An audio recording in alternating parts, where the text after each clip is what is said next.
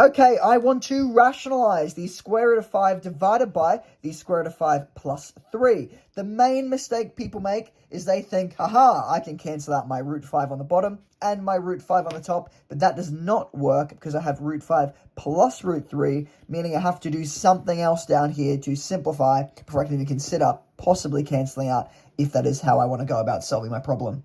To rationalize the denominator, we normally multiply by, if it was just the square root of 5, well, we times the top and bottom by the square root of 5. In this case, though, because I have two terms, I want to multiply it by the conjugate, which means I'm going to multiply by the square root of 5.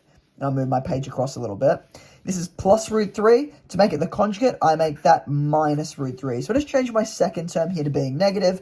I do the same to the top. There's some great reasons why we do this. The idea is to create a difference of two squares type of approach. You'll see what happens when I expand out. So if I multiply both my numerator and my denominator by my conjugate of my denominator, I'm going to wind up with, on my numerator, I have the square root of 5 outside of the square root of 5 minus the square root of 3, all divided by, if I expand the bottom, square root of 5 times the square root of 5 is going to give 5. The square root of 5 times the negative square root of 3 gives minus root 15.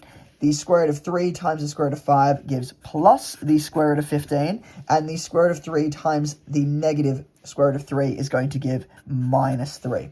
So you're going to notice in the middle here, the whole reason why I multiply by the conjugate, why I put this minus sign just in the middle, is negative root 15 plus root 15. That is going to cancel out and give 0. That means I now have a rational denominator. My numerator is going to become the square root of 5 outside of the square root of 5 minus the square root of 3, all divided by 5 minus 3. That is going to be 2. Now, depending on what the question asks, this could be fine. I have rationalized my denominator, meaning I no longer have any square roots on the bottom of my fraction. However, I could also expand my numerator. If I do the square root of 5 times the square root of 5, I'm going to get 5. The square root of 5 times negative 3 is going to give minus the square root of 15. And again, all of that will be divided by 2.